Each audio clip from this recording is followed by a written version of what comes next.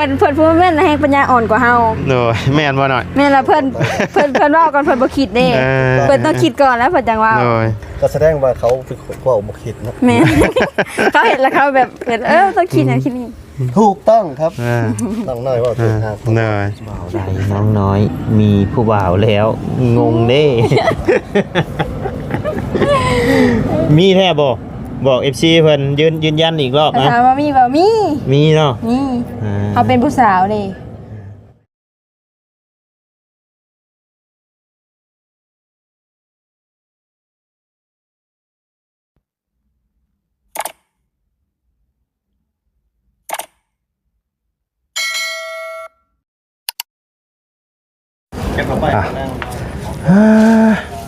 เนาะเนาะพี่น้องเลยกับทักทายสบายดีเด้อเนาะพ่อแม่พี่น้อง FC เบิร์ดจุกูสู่คนเนาะเพราะว่าอยู่ในและต่างประเทศก็ยินดีต้อนรับเข้าสู่ช่องบ่ไล่คือเก่าพี่น้องเลยพบเจอการช่วงค่อยคำลงแรงเนาะพี่น้องเลยอยู่ที่เพื่อนน้องน้อยเนาะก็ยังบ่ทันได้กลับโยพี่น้องเลยหลังจากที่ไปหาทางน้องอูน้องอีมาเนาะทางนั้นก็กำลังสิเพิ่นเอิ้นยังเทคานทางทับวงกบเนาะทางนั้นก็แต่ว่าทางนั้นนะห้องแถวนี้นะก็สุดแล้วพี่น้องเพื่อนน้อยยังอยู่เนาะเป็นเฮ็ดทางนั้นเฮ็ดไปที่ละขั้นตอนแล้วตัวนี้ก่อนแล้วก็จะมาทางนอกพี่น้องเลยอันนี้เฮ็ดพร้อมกันเลยเทพร้อมกันเลยพี่น้องเลยเนาะสบายดีเด้อเนาะทางน้องน้อย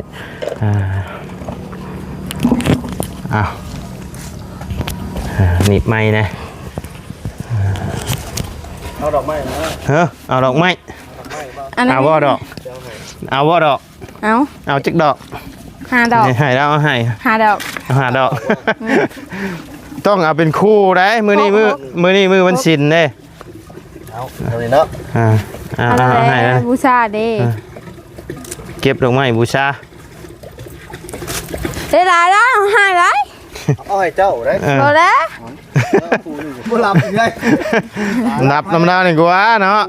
บ่แล้วพอสร้างจะมอบให้เนาะบ่แล้วค่ะได้หลายนี่ปั๊บไม้ได้ไม้จะไม้แบบไหนจะได้หลายดอกไม้ดิเด็ดดอกไม้นี่ไม้จากล้านเหรอวะล้านเติบเด้ขอบใจเด้อเนาะงามเนาะ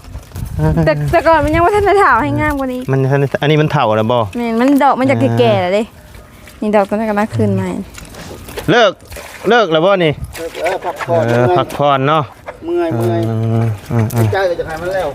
ละลายมันหน่อยเอาคอยเฮ็ดไปจังหน่อยแล้วนี่ชิบุมีภูเขามาหาน้องน้อยได้นี่ว้า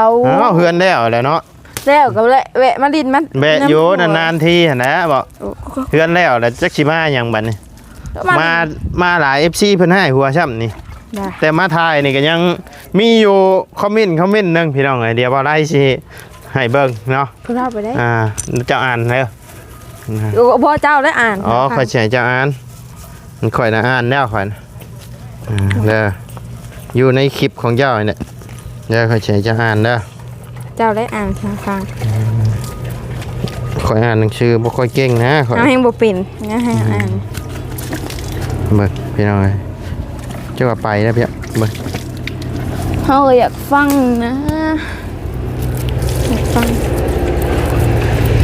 นี่ตัวเทิงนี่ถ้าอ่านบ่ได้เป็นนี่พี่น้องเอ้ยเดี๋ยวจะให้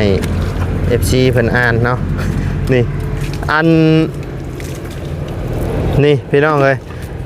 เกือบทุกคลิปที่เพิ่นเข้ามาแชะนะเนาะเอาอ่านด้วยน้อยหาบ่เป็นนั่นดิอีนี้ยังบ่ได้เป็นสื่อมาให้ทั้งไอ้ช่างแล้วอ่านให้ฟังเอาตัวเทิงเห็นเด้ออ่านให้ฟังหาบ่เป็นนี่แต่ตัวเทิงนี่เด้อตัวเทิงชุดบ่แม่นอันนี้บ่เด้อตัวน้อยนี่บ่นี่ตัวนี้คอมเมนต์ตัวนี้คอมเมนต์บ่อยากดีเนาะI love you บ่เห็นหุ่งแล้วว่าดอกบ่เห็นบ่อ่านเด้อกันเห็นก็อ่านเด้ออ่านตามที่เจ้าเห็นน่ะไปพี่เจ้าบ่เห็นเลยที่สังคูณจัง7คูณ 7คู่ 2 ชั่วโมง ว้า ตัวไหนเลย นี่แม่นี่ เอาทางเหรอ นี่ แม่น โอ้ เลย ย อ่า เอาบ่บีมืออะไร ฮะ เอาสมองคิด อ่า ให้ดี อ่า ๆไม่ทำเดี๋ยวไม่ทำอะไรอ่ะไม่ทำเอาแต่เห็นแต่แล้วแต่สติปัญญา อ่า ไม่บอกสติแต่สติปัญญาอ่อนมา อ่า ทำคลิป อืม ไร้สาระ อืม คนไม่อยากอย่าง อยากดู ใช่อยากดู อ่า กูอยากเห็นตัวหน่อย อยากดูยิ่งทำให้เขาไม่อยากดู อ่า ขึ้นไปอีกนะ มีไอ้คอมเมนต์นี่แหละพี่น้องเอ้ยเข้ามาด่าทุกคลิปเลยพี่น้องเอ้ย เราเป็นหยัง จักเราเป็นหยังถามแล้ว คำ นะ ว่าผากถึงบางทีอันคนบ่มักเนาะก็คือที่มักคำว่าเบิ่งได้เนาะก็บ่ได้ว่าหยัง หน่อย ถ้าว่าบ่มักก็บ่ต้องว่ามาคอมเมนต์ว่าแซะให้นั่นนี่ให้ คันบ่มัก ถ้าว่าบ่มักก็ เลื่อนไป เลื่อนผ่าน หน่อยเนาะ จังซี่เลยบ่ต้องว่ามีดราม่าฉันจังซี่ดอก หน่อย เฮาผู้พังนี่มันก็บ่คักเนาะ แมนเนาะ แม่น แต่ว่าเพิ่นก็เข้ามาเบิ่งคลิปให้ทุกคลิปเลยพี่น้องเอ้ย แม่นเลย แต่ว่าค คั อก ม แต่ว่า เมน เพิ่น ต์ บ่มักเนาะ หน่อย เพิ่นบ่มักเพิ่นเข้ามาเบิ่ง แม่น เพิ่น บ่มัก แซะ หาเข้ามาเบิ่งเข้ามาแซะเนาะ แม่นเลย มีเกือบทุกช่องเข้าวัดทุกช่องเลยที่เพิ่นเข้ามาคอมเมนต์เข้ามาด่านะไอ้ช่องนี้นะ หรือว่าเพิ่นผู้เว้ากับเฮาปัญญาอ่อน หรือว่าเพิ่นปัญญาอ่อนก็เฮาก็บ่จักเพิ่นมาเว้ากับเฮา เนาะน้อยๆนะเอ้าเพราะว่าคนบัดนี้เขาเว้าก่อนเขายังคิดนะเขาเฮ็ดก่อนเขายังคิดเด้ น้อย บอกคันเพิ่นเก่งบอกเพิ่นมาเฮ็ดเด้อบัดสิ แม่นเลย บ่ บ่ต้องไปเว้าอยู่เพิ่นผู้นี้หรอกเนาะ น้อย แมนโอเค หน่อย น้องๆเนาะ น้อย ก็ถึก น้อย มีเกือบทุกคลิปแล้วก็เข้าไปทุกช่องเลยในทีมงานนี่พี่น้องเพิ่นเข้าไปเว้าไปว่าให้นะ นั่นแหละคนที่ว่าจะคนอีสาน ก็มีอยู่ไอ้ผู้เดียวนี่แหละพี่น้องเอ้ยบ่ฮู้ว่าเป็นผู้หญิงหรือผู้ชายเนาะ จะฮู้คือกันพี่น้องเอ้ย อันนี้อาจจะเป็นผู้หญิง ผู้หญิงบ่ ตามพังคำเว่า อืม อาจจะเป็นผู้หญิง น้อยบ่ฮู้ว่าเพิ่นคิดจังไดเนาะ โดย ทุกคลิปที่เฮาเอาลงอ่ะ เข้ามาคอมเมนต์ในแนวทางที่บ่ดีอ่ะพี่น้องเอ้ย โดย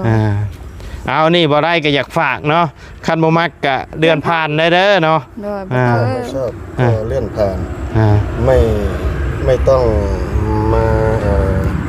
ก็มีเนอะก็มี FC เพิ่นตอบแทนหลายอยู่เนาะ นี่ผู้เพิ่นมากเฮาได้เพิ่นก็เข้ามาตอบแทนกัน เขาก็ปลอดปล่อยแต่ยังเขาก็ปลอดตายบ่อะไรนะปลอดตายบอดบ่ปลอดตายดอกบ่ปลอดตายดอก เนาะ ปลอดตายดอก เนาะ เพิ่นผู้แม่นให้ปัญญาอ่อนกว่าเฮา เนาะแม่นบ่หน่อย แม่นละเพิ่นเว้าก่อนเพิ่นบ่คิดเด้เพิ่นต้องคิดก่อนแล้วเพิ่นจังว่า เนาะ ก็แสดงว่าเขาเป็นคนว่าบ่คิดนะ แม่น เขาเห็นแล้วเขาแบบเห็นต้องคิดนะคิดนี่ ถูกต้องครับ อ่า ต้องน้อยว่าถูกครับ เนาะ สภาพ เนาะ แล้วเนาะสบายมาก บ่ไล่ออกมาบ่หลาย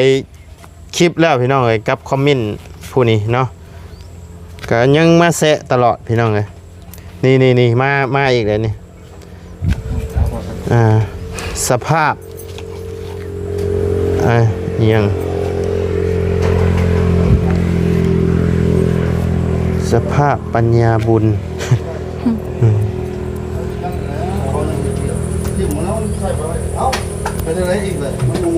ดีแล้วแต่ที่ไม่ดีทำคลิปปัญญาอ่อนความคิด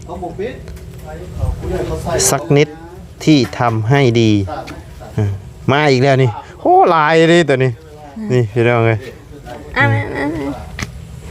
รู้เบิ่งเดี๋ยวอะไรตั้งกล้องกันอะไรเดี๋ยวอะไรสินั่นก่อนพี่น้องเลยเบิ่งได้เพิ่นเขา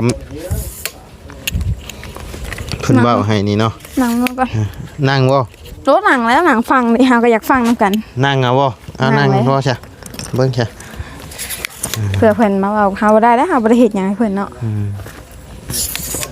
เพิ่นบ่ได้เว้าเจ้าดอกแต่เพิ่นเว้าอ้ายนี่แหละ ทำคลิปบ่มีสาระเพิ่นว่า โอ้เพิ่นฮู้ได้จังได๋บ่มีสาระ เนาะจังว่าแหล้วอ้ายก็บ่ฮู้คือกันทำคลิปปัญญาอ่อนเพิ่นน่ะ โอ้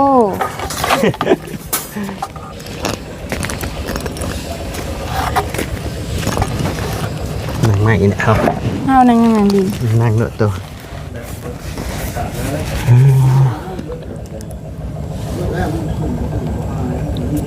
มีแต่คอมเมนต์ของเพิ่นนี่เด้อเดี๋ยวบ่ได้ก็อ่านภาษาไทยบ่เก่งปานใดพี่น้องบางคำก็ได้บางคำก็บ่ได้เนาะ โดย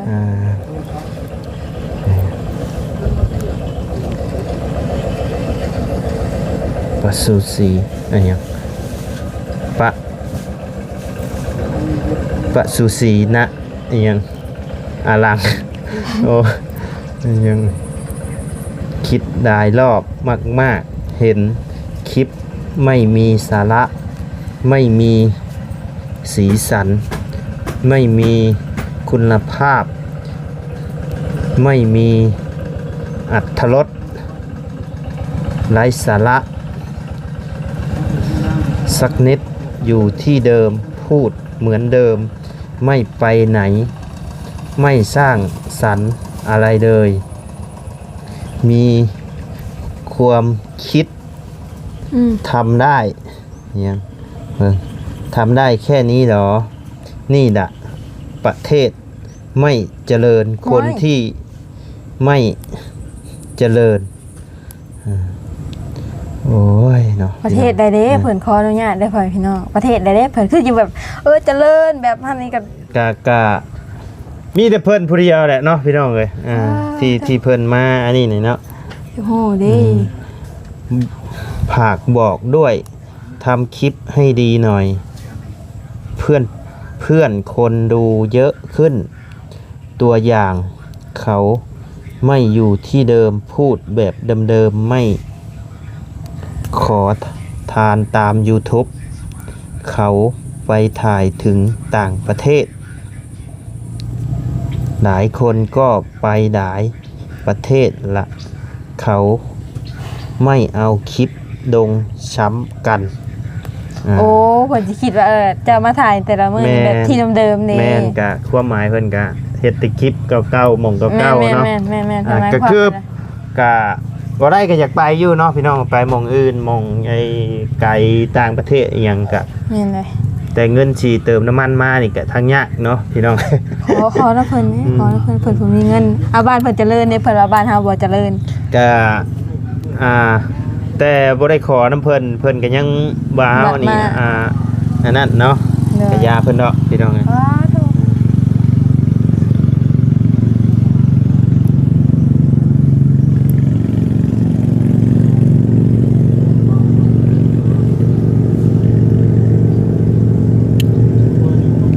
บ่ไรละเมื่อยน้ำพี่น้องเอ้ยมีแต่ช่องนี้ช่องเดียวนี่แหละพี่น้องเอ้ยที่ว่าเพิ่นคอมเมนต์แนวทางที่ลบๆเนาะบ่กับคนอื่นน้องน้อยแค่คุยเฉยๆในใจน้องน้อยรัก บ่นิว เบานิ้วคนเดียว ถูกต้อง แม่นบ่ มันต้องนี่เนาะพี่น้องเอ้ย มันต้องแนวนี้ แต่เบานิ้วรักน้องน้อยแบบน้องสาวแม่นบ่นี่แหละพี่น้องที่เจ็บขนาดเอาสมองคิดให้ดีๆก็ไม่ทำเอาแต่สติปัญญาอ่อนมาทำคลิปไร้สาระไม่อยากดูคนไม่อยากดูยังทำให้เขาไม่อยากดูขึ้นไปอีก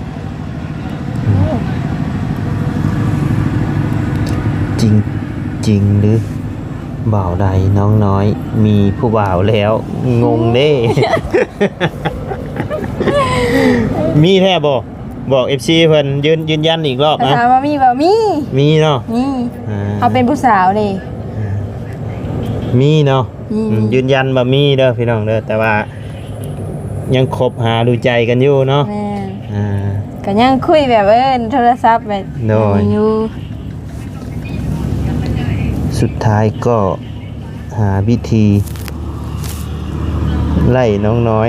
ออกจากเบานิว เฮ้ยนะ อ่านนะ จะอ่านเป็นเนาะ เอาบ่เป็นฮะ ก็เฮียนฮอดปอยัง ปอซี่แต่ว่าเฮาบ่เป็นอีหลีเฮาบ่เป็นอีหลี ปอ4ยังบ่เป็นอยู่ ปอซี่แต่ว่าบ่ได้เป็นเฮาบ่ได้ อ้าย เป็น จบของป5 เจ้าใครแน่ได้ เอ้าก็สิดื่นกันปานใด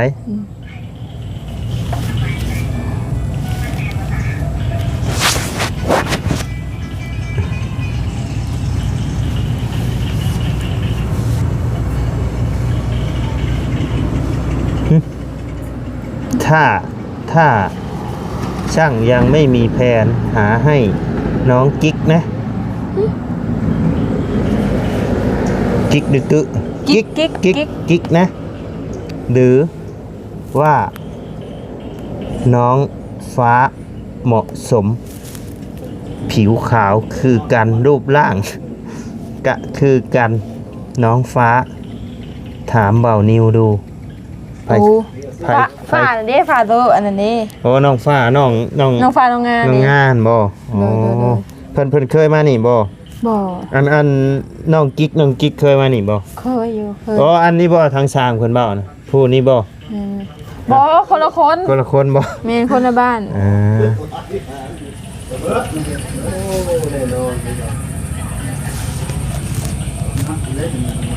อืม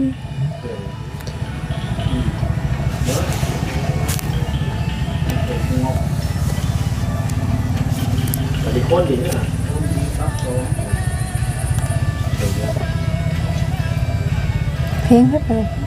จังว่า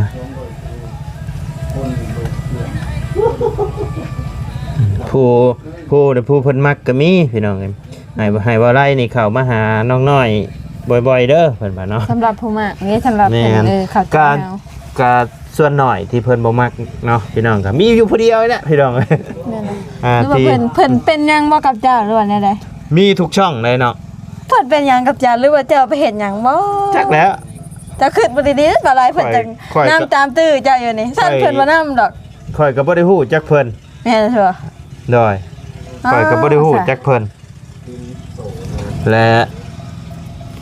เพิ่นก็บ่ได้ฮู้จักว่าอะไรบ่ได้ฮู้จักว่าเพิ่นเป็นผู้หญิงผู้ชายแท้ตอนนี้แต่ว่ามีทุกช่อง แต่ว่าบ่ฮู้ว่าในทีมงานอยู่ที่เข้ามาทางบ่ยาวอีหยังนี่บ่ฮู้ว่ามีหรือบ่แต่ว่าทีมงานที่ขึ้นเหนืออยู่เหนือตอนนี้มี ผู้เดียวนี่ ผู้เดียวนี่แซะพี่น้องเอ้ย แปลกเนาะ รู้ บ่ ว่า ฮู้ เพิ่น บ่ฮู้ว่าเพิ่นเป็นหยังเนาะ รู้ว่าเพิ่นอันแบบนอนละเมอแล้วเฮ็ดแบบเขียนแบบว่าบ่ได้ บ่ เนาะ ได้ละมือแล้วพี่น้อง เดี๋ยวว่า ตั้ง บ่ได้ ใจนี่แหละเบิ่งนี่เนาะ หรือว่าเพิ่นบ่มีสติบ่เพิ่นจังแม่นไปทั่วนะ เพิ่นมีแล้วเพิ่นจังเขาอันนั้นได้เนาะ โอ้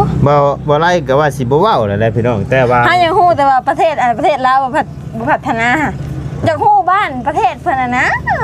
ประเทศใดเมืองใดเพิ่นน่ะอยู่แถวใดถ้ายังฮู้เด้ ก็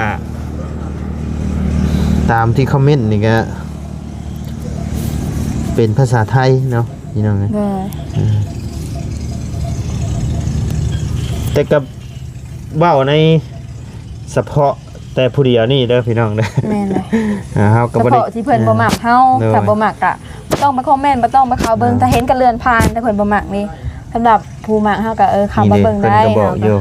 FC เด้อบ่าวไล่ น่ะ ผม ผู้มั ก็ ฮา เป็น FC น้องน้อย น่ะ ดีใจมากที่ได้มาถ่าย